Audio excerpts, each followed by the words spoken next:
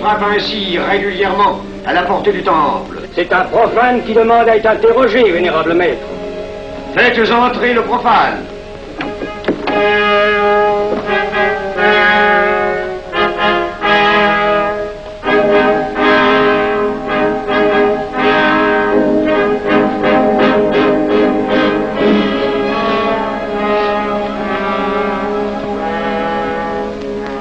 Monsieur, vous avez déclaré vouloir faire partie de la franc-maçonnerie.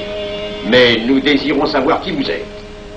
Nous allons donc vous interroger sur vos sentiments, vos croyances, vos idées politiques. Répondez-nous sans vous troubler, mais en nous disant la plus stricte vérité. Consentez-vous à cet interrogatoire? J'y consens. Monsieur, croyez-vous en Dieu? Et pourquoi? Il semble être déçu par ce premier contact avec la maçonnerie. Mais l'interrogatoire est assez pénible. J'ai dû paraître ridicule. Vous vous trompez. D'autres qui sont passés avant vous ont moins bien répondu. Vous avez été reçu avec une majorité convenable, 16 voix contre 10. Comment, j'ai eu 10 voix contre moi? Non, 2 seulement. 2. Mais les voix d'opposition comptent pour 5. Ah, un opposant de plus, et vous étiez calculé. La maçonnerie est difficile sur le choix de ses candidats. Pas assez, mon cher, pas assez.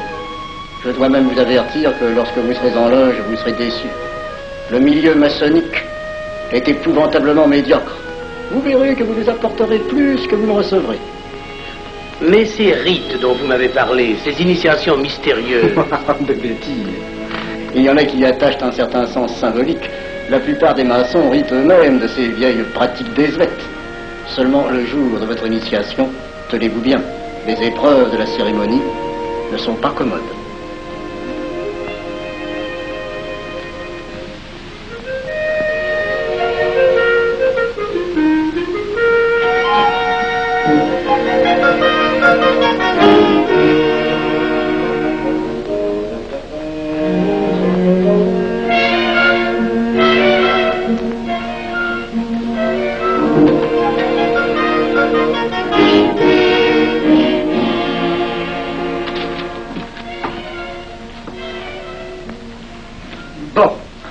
Attendez à la buvette, là. On viendra vous chercher. Alors, mais c'est entendu, mon cher, je m'occupe de ton affaire. Tu peux compter sur moi. Mais c'est entendu, excuse-moi, la tenue va commencer, je suis un peu en retard.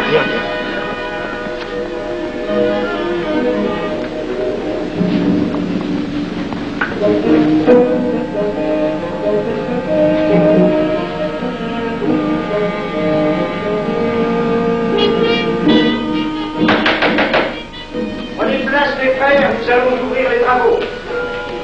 Mon frère Durand, veuillez prendre place à l'ordre.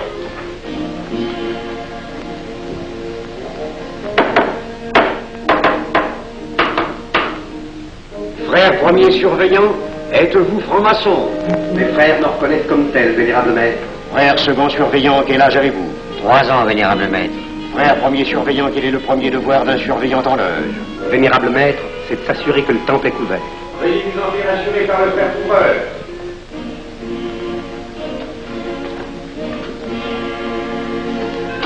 Le temple est couvert, vénérable maître. Frère second surveillant, quel est le second devoir des surveillants en loge? Vénérable maître, c'est de s'assurer que tous les frères présents sont membres réguliers de la loge ou visiteurs connus. Debout, et alors, mes frères.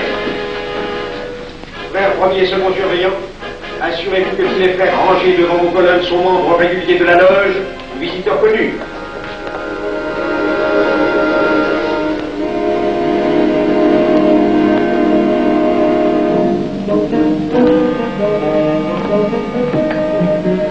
Vénérable maître, les frères qui décorent l'une et l'autre colonne sont membres réguliers de la loge ou visiteurs connus.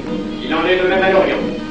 Frère premier surveillant, à quelle heure les francs-maçons opèrent-ils leurs travaux? À midi, vénérable maître. Quelle heure est-il, frère second surveillant? Il est midi, vénérable maître. Puisqu'il est l'heure du travail, frère premier et second surveillant, invitez les frères de vos colonnes à se joindre à vous et à moi pour ouvrir les travaux de la respectable loge des enfants de l'univers Orient de Paris, au grade d'apprenti, en la forme accoutumée. À moi, mes frères, par le signe, la triple batterie et l'acclamation.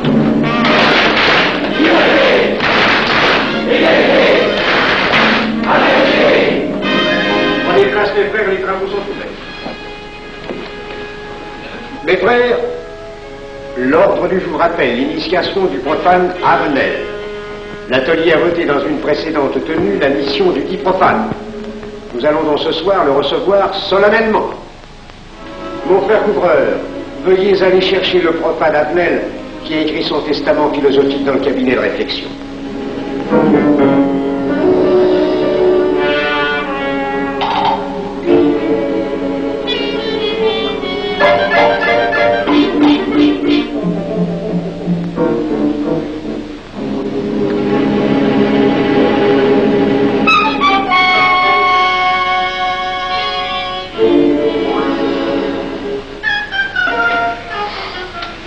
Rigolo leur truc. Monsieur, veuillez me suivre.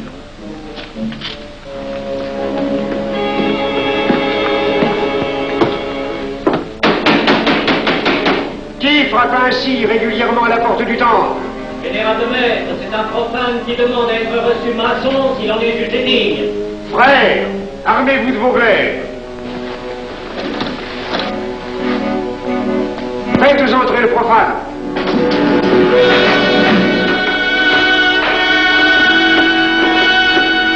Laissez-vous, monsieur.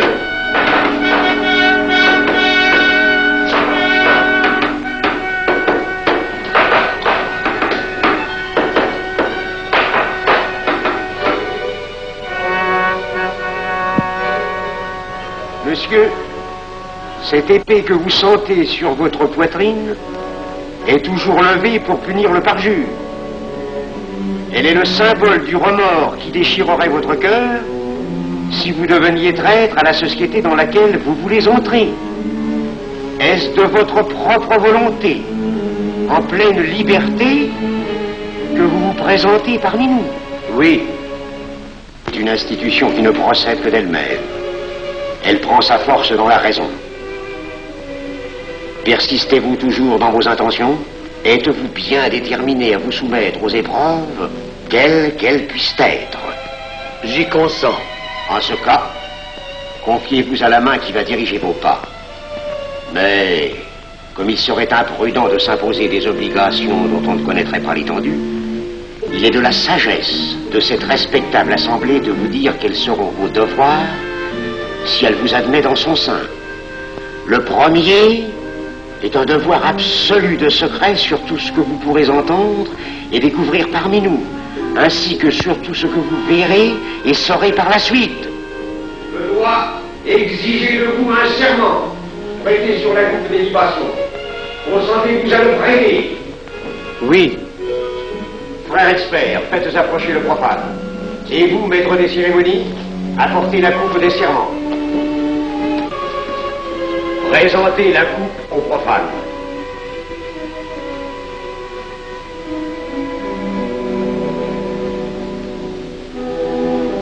Prononcez avec moi le serment. Je m'engage sur l'honneur, au silence le plus absolu, sur tous les genres d'épreuves qu'on pourra me faire subir. Je m'y engage. Vous devez connaître toute l'importance d'un serment. Si jamais vous manquiez à une parole aussi solennellement donnée, buvez. Buvez! Buvez! Que ce breuvage amer soit pour vous le symbole de l'amertume et du remords que laisserait dans votre cœur le parjure qui aurait souillé vos lèvres. Frère expert, emparez-vous du profane et faites-lui faire son premier voyage.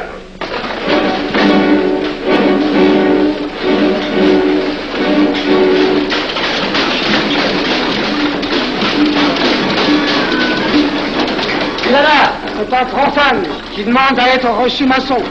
Comment ose-t-il l'espérer? C'est qu'il est libre et de bonne mœurs. Puisqu'il en est ainsi, qu'il passe.